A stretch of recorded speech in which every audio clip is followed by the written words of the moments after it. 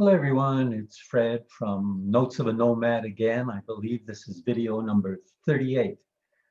And the theme today is changes and transitions. One change is I found my Panama hat that I've had, and it's the first time in 38 videos that I'm wearing this hat. So there's a change right there. But the pictures I'm showing are from the late 1950s, after my parents and I moved from Thunder Bay in Northern Ontario. We moved to Vancouver, and I believe this is probably a picture of the Malahat in the late 1950s.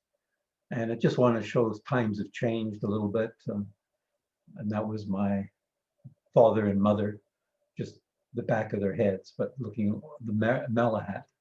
And this is a picture in the interior on the Columbia River. It's called the Arrow Lake Cable Ferry. And I believe they still exist, the cable ferries on Arrow Lake. I'm sure it's not the same ferry anymore, because that was, again, in the late 1950s. And it's much smaller. I looked at a picture just the other day to see if it still exists. And yes, but it's a bigger ferry. But there's an old car on there, and that's from the 50s. Again, things have changed. And the last picture I have is of my dad, who loved fishing. That was his, would have been his occupation if he could have got paid for it, I'm sure. The fish was at Miracle Beach. I believe that's on Vancouver Island. So times have changed since the late 1950s. And as I said, the theme today is the changes and transitions. And that was triggered by a book that I reviewed in the last few days. And the book is called Life is in the Transitions. It was published this year, 2020, by Bruce Feiler, F-E-I-L-E-R.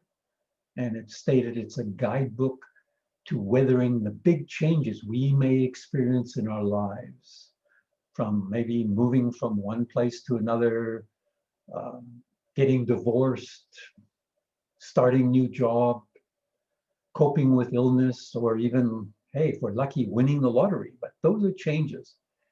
And these major transitions, as they call it, or changes, causes often for us to feel unstable or uncertain or even overwhelmed.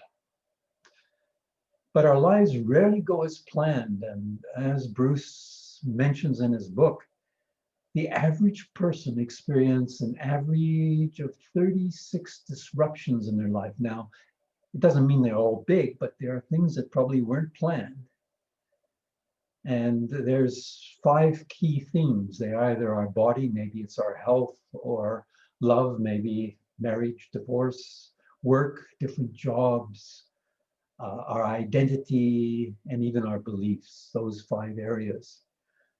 And when I start thinking about changes, I reminded that I was interviewed a couple of years ago by a couple in Italy, and the theme was changes. I was explaining to them I had a lot of changes in my life, just for the fact that when I was 13 going on 14, family moved from Northern Ontario and Thunder Bay to Vancouver, totally new school, didn't know anyone, but that was a good move for me.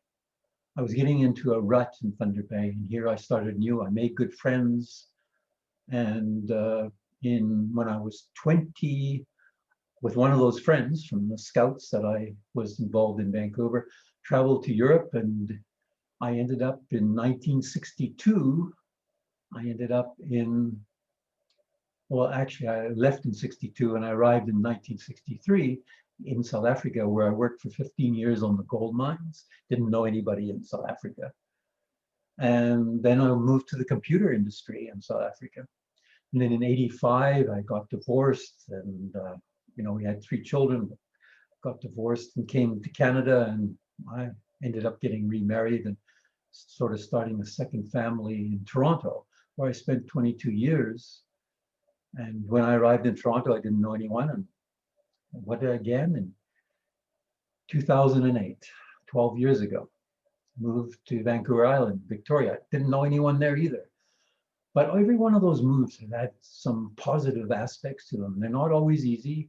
You can often, as we say, feel unstable or uncertain or overwhelmed. But looking back, it's been very good because you learn to probably evaluate your life and what makes you meaningful, what makes your life meaningful. Like even when I lost my job 4 years ago, I looked and said, what do I like doing? It's working with children and encouraging them and coaching them. So that's really my passion now. And that wouldn't have happened if I hadn't lost my job and became a nomad.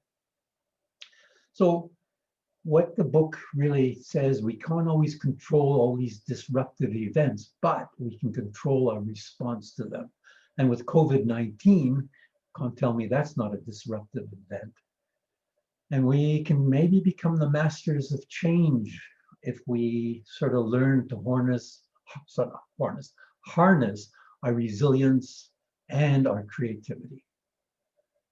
And so these changes and transitions are often disorienting and even scary sometimes, but they present opportunities to, reevaluate our lives and find out what makes them meaningful. So that's the theme today, transitions and changes. So with that, I'll say adios, au revoir, wishing you, your family and friends, lots of love and laughter.